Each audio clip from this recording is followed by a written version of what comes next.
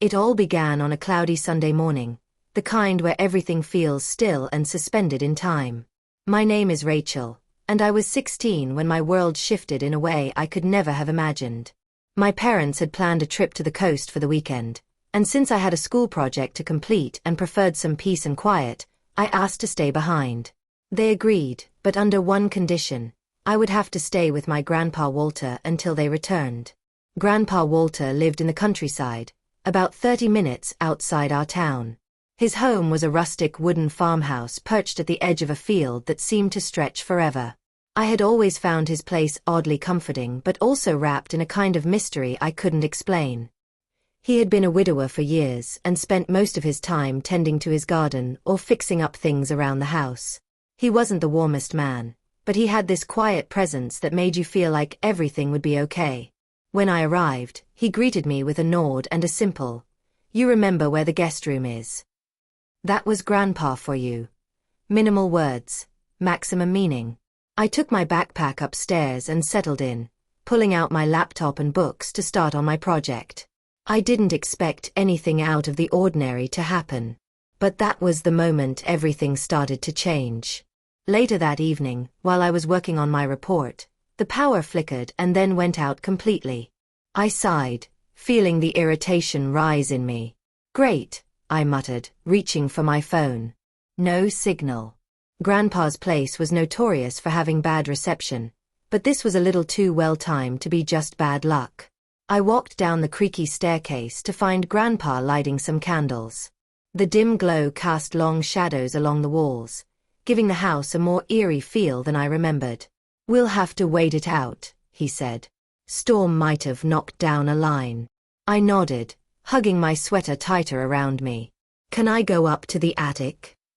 I asked, more out of boredom than interest. I remembered vaguely that my mom once said it was filled with old family things. Photos, letters, stuff from when she was a kid. Grandpa paused for a second. It was subtle, but I noticed the change in his face. "Just be careful," he said. "It's dusty up there."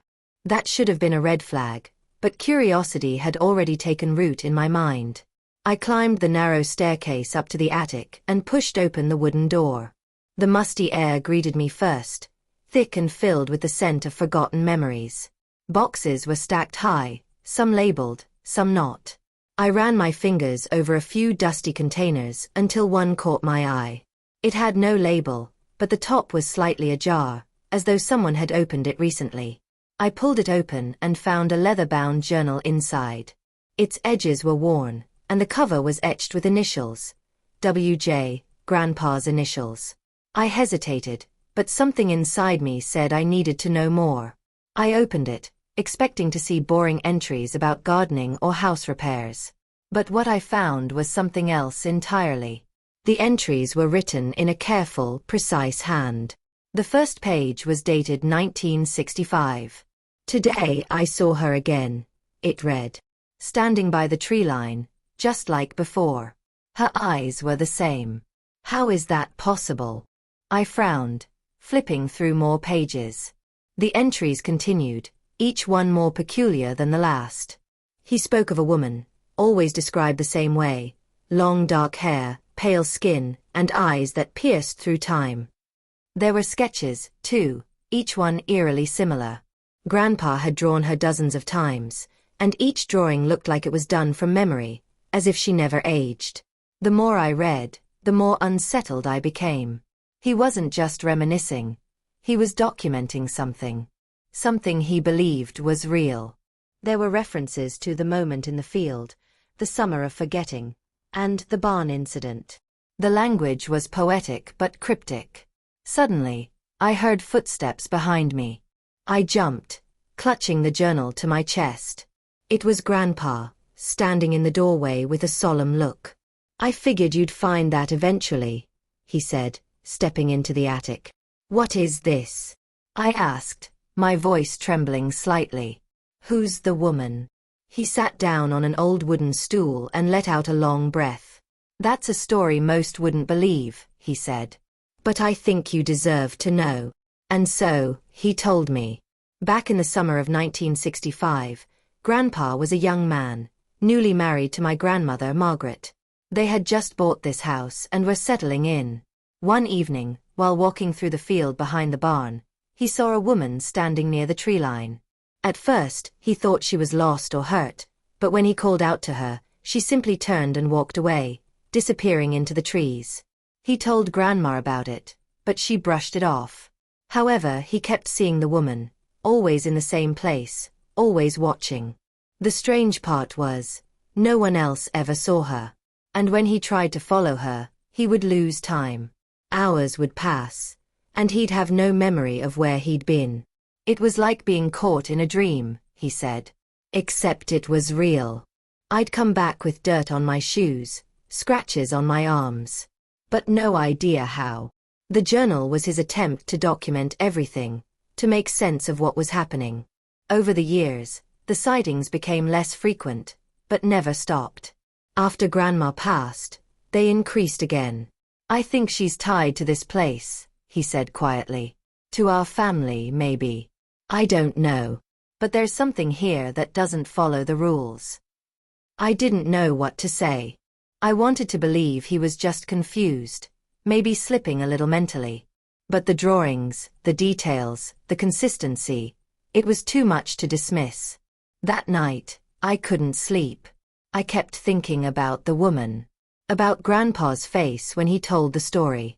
He wasn't afraid, but he was definitely burdened by it. The next morning, I woke early and wandered outside before breakfast.